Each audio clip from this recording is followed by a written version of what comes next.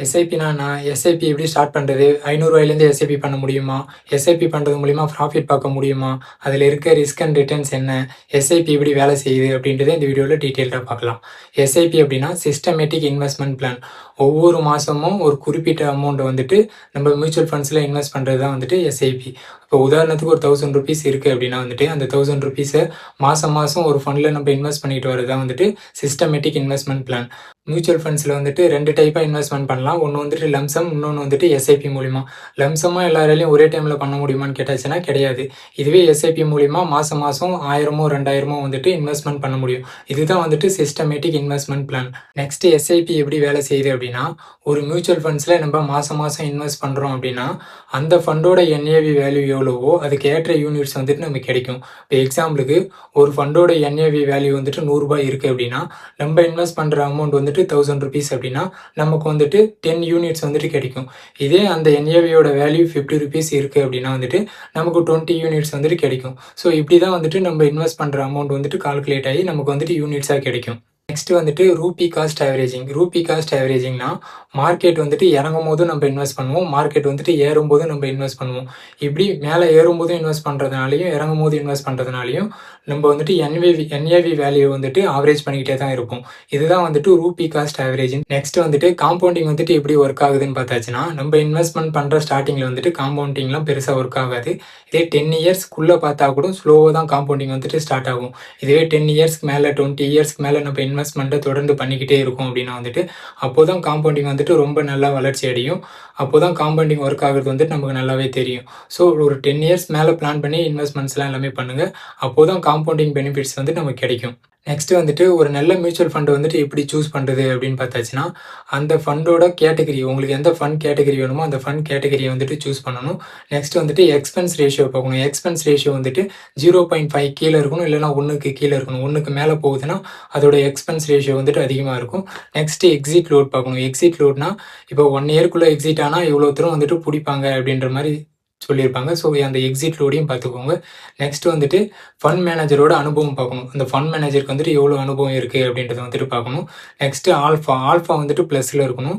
Next வந்துட்டு beta பார்க்கணும். Beta வந்துட்டு மார்க்கெட் எவ்வளோ விழுந்தாலும் நம்மளோட ஃபண்ட் வந்துட்டு அதை விட கம்மியாக விழணும், அதனால் பீட்டாவையும் பார்க்கணும். நெக்ஸ்ட் வந்துட்டு ஷார்ப் ரேஷியோனா நம்ம எடுக்கிற ரிஸ்க்கு ஏற்ற ரிட்டர்ன்ஸ் கிடைக்குதா அப்படின்றது தான் வந்துட்டு ஷார்ப் ரேஷியோ. ஸோ ஷார்ப் ரேஷியோவும் நல்லா இருக்குதான்றதையும் பார்த்துக்கோங்க. நெக்ஸ்ட் வந்துட்டு அந்த ஃபண்டு வந்துட்டு கன்சிஸ்டன்சியாக ப்ராஃபிட் கொடுக்குதா அப்படின்றதையும் பார்க்கணும். ரீசன்ஸ் அண்ட் ரிட்டர்ன்ஸ் வச்சு நம்ம இன்வெஸ்ட்மெண்ட் பண்ணக்கூடாது. ஒரு 7 to 10 இயர்ஸோட ரிவ்யூ வந்துட்டு எடுத்து பாருங்கள் எப்படி ரிட்டர்ன்ஸ் கொடுத்துருக்கு அப்படின்றது. ஸோ அதை எல்லாத்தையுமே அனலைஸ் பண்ணிட்டு தான் நம்ம இன்வெஸ்ட்மெண்ட் பண்ணணும்.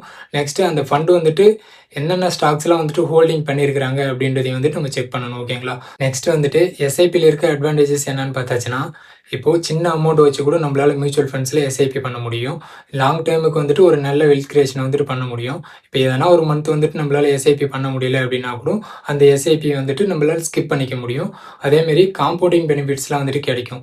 நெக்ஸ்ட் வந்துட்டு எஸ்ஐபியில் இருக்க ரிஸ்க் என்னன்னு பார்த்தாச்சுன்னா, ஷார்ட் டைமை ஃபோக்கஸ் பண்ணி யாரும் இன்வெஸ்ட்மெண்ட் பண்ணக்கூடாது. ஷார்ட் டைமில் வந்துட்டு கம்மியான ரிட்டர்ன்ஸ் தான் வரும். கம்மியான ரிட்டர்ன்ஸ் வரதை தாண்டி லாஸ் கூட ஆகலாம். அதனால் ஷார்ட் டைமை ஃபோக்கஸ் பண்ணி யாரும் இன்வெஸ்ட்மெண்ட் பண்ணாதீங்க. அதேமாரி ஃபண்டு சூஸ் பண்ணும்போது நல்ல ஃபண்டாக வந்துட்டு பார்த்து சூஸ் பண்ணுங்கள். இதில் ரிஸ்க் மேனேஜ்மெண்ட்லாம் பார்த்துக்கிட்டு இன்வெஸ்ட்மெண்ட் பண்ணுங்கள். நெக்ஸ்ட் வந்துட்டு எஸ்ஐபி தொடங்குறது எப்படின்னு பார்த்தாச்சுன்னா, நமக்கு வந்துட்டு ஒரு டிமார்ட் அக்கௌண்ட் வந்துட்டு வேணும். அதனால் டிமார்ட் அக்கௌண்ட் வந்துட்டு ஓப்பன் பண்ணிக்கோங்க. நெக்ஸ்ட்டு நம்மளோட கோல் என்ன அப்படின்றத வந்துட்டு பார்க்கணும். ஃபண்ட் கேட்டகரி வந்துட்டு சூஸ் பண்ணணும். ஃபண்ட் கேட்டகரியை சூஸ் பண்ணிவிட்டு நம்ம வந்துட்டு எவ்வளோ அமௌண்ட் வந்துட்டு மந்த்லி இன்வெஸ்ட் பண்ண போகிறோம் அப்படின்ட்டு வந்துட்டு சூஸ் பண்ணுங்கள்.